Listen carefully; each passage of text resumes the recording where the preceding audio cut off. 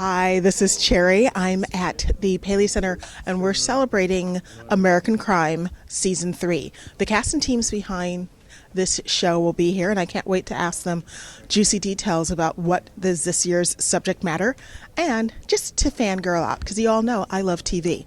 This is Cherry. I'm at the Paley Center, and I'm talking TV. I'm talking to Michael McDonald about Season 3, premiering March 12th, of American Crime on ABC. Congratulations. Thank you so much. Thank you so much. I'm so excited to be premiering it here and to share it with the world tonight, and that they're going to get to see 2 episodes, and it's going to be amazing. Well, I'm really excited to hear about the new season. Mm-hmm. Well, the new season is, taking some of the very familiar faces that we knew from Season 1 and Season 2, changing their look, changing their emotional, core, and making them different people in a whole new environment. We're set in Guilford County, North Carolina. I think it's great to take a picture of the New South, what it means, it's a very purple state. There's a lot of, influx of people from different states and countries. It's a very vibrant state, and to look at some of the struggles that they're dealing with immigration and dealing with labor laws, and also dealing with some of the things that women have to, what it's like to walk in a woman's shoes in this day and age with reproductive issues, and it's not meant to be a civics lesson, but there's a lot in there. But I think there's also these emotional journeys of these individuals that make it super exciting to share it with everybody. One of the things that I find fascinating about your series is each year is a different subject. So if someone wants to jump in, they can jump into Season 3 without seeing 1 and 2. Absolutely. Season 1 and 2 are on Netflix right now, and people are watching Season 2 first. I mean, I know in the UK they actually have discussed airing Season 2 first because it's something that they feel very familiar to them. So you can watch any episode, any season, in any order that you want, because there's nothing that goes except these amazing actors, and you get to see them like a repertory theater. It's amazing. So that's the only thing that keeps them together is the actors. Hi, I'm talking to Mickaëlle, who's starring on American Crime. Congratulations. Thank you so much. Thank you. I was speaking with Michael, and he said that you started in America as a nanny, and you've brought that experience to the role. Exactly. I came to America from France to be a nanny to an American family, and it was amazing. And when I got the audition, I swear I was like, wait, what? No, and then I called my American dad. I said, I got an audition for this role, and it says literally like Haitian woman, French speaking, comes to America to be a nanny for an American family. And he was like, stop playing, you're lying. That's funny, Miss Actress. I was like, no, it's real, it's real. So it was crazy. They didn't give me any life advice per se, but watching them was like millions of advice every 5 seconds. You know what I mean? Like the way they were carrying themselves, the way they were working. I learned so much. It's insane. At Comic-Con for Falling Skies, because I'm a total nerd. Oh, congratulations. Really? I watched you grow up. Like, I remember when you were like a little kid. Oh, I'm so sorry you've had to endure that process. You grew up to be a very handsome young man. Congratulations on the show. Thank you. It's a major departure from being a little half-alien child to being this. Who knows what Season 4 will bring? Well, you might become a half-alien. I don't know. You never know. Now, it's a totally different, more reality-based show with this, and it's such serious topics since you were on last year and this year. How did you sort of mature into this role? Oh, I don't know. I'm not the right person to ask that, I don't think. When I finished Falling Skies, that was in January 2 years ago, and August of that year is when I started shooting American Crime. And despite the fact that they're TV shows and that the structure of how the machinery of how they're made is very similar, obviously everything within the machinery is completely different. And I think it came at the perfect time for me, because this is a show. Falling Skies was incredibly fun, but I started when I was 15, and I almost started thinking of it as summer camp.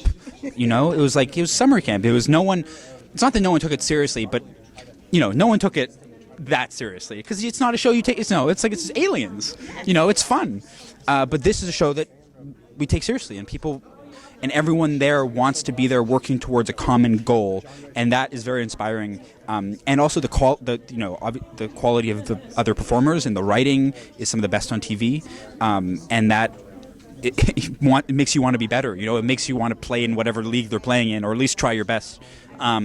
So I needed this at this point in my career, and then I needed it, and that's just all from last year. So to come back in a different character to do it again is I don't know how I got that lucky. Can you tell me about your character this year? Sure, I play a character named Coy Henson, who's this kid from Northern Virginia who's found himself in North Carolina. He's addicted to opioids. He's on the edge of homelessness, sort of drifting between friends' couches. His family, he feels, has turned its back on him. He's in a very desperate situation, basically. And he in the middle of this, finds himself working on a tomato farm with the offer of constant work and the offer of fraternity and the offer of some sort of purpose in his life, and he's totally unprepared for it physically and emotionally. He is the only white kid on this farm. He's physically weak for a number of reasons, and so he's way over his head, and he gets pulled into a number of crimes and labor issues and a whole bunch of other things, and as you might expect from American Crime, it doesn't go very well. I'm so excited you're talking to Anna, who's joining American Crime. Congratulations. Thank you very much. Can you tell me about your new character?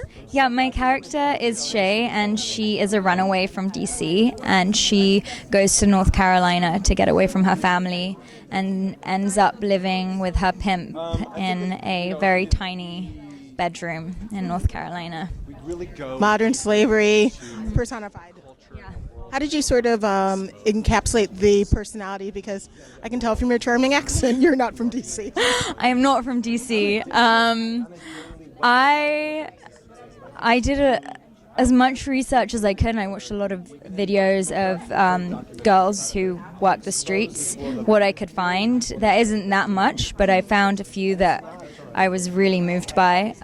There's actually a guy who has a channel called John TV, and he interviews them, and I found it fascinating. So I watched as much of that as possible. I also read a book called Pimpology, which I don't recommend. But that helped me understand the manipulation and the brainwashing that goes into a pimp and his girls.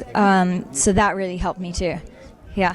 Now, what was it like joining season 3? Did you get a chance to watch the first 2 seasons to see how the cast interacts with one another? Yeah, I watched season 1 and 2, and I absolutely loved them. I couldn't believe that I was on the show. It was so crazy. I just think it's such an important show, and I really wanted to be in something that made a difference or that was telling something real, and I wanted to play a real character, and I kind of got all of that in this show. So first of all, I'm so excited to talk to you because I've been loving you on Lethal Weapon. I had no idea the tattoos were real. Like, no idea. You thought they were just part of the gig?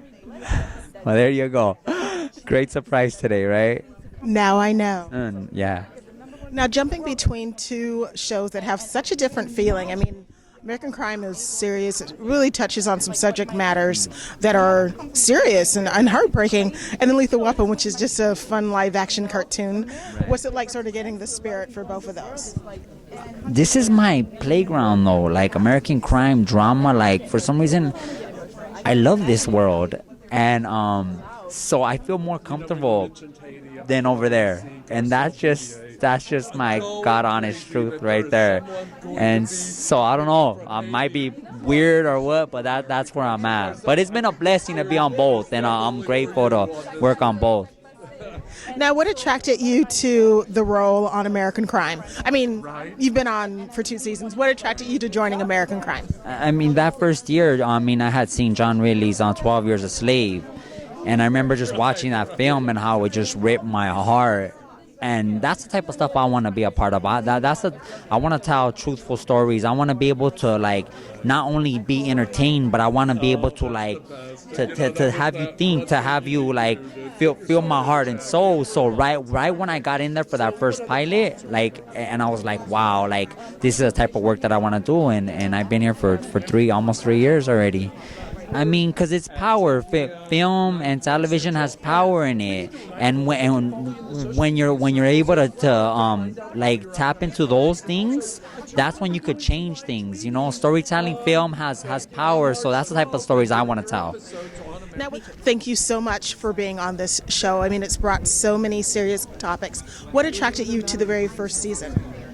Well, it was the pilot that I never thought would go anywhere, but then ABC decided that changed the face of network TV, and it was the writing. It's always the writing. It was a brilliant story, well told, and I wanted to be a part of it. Can you give me a bit of a clue as to what your character will be doing this season?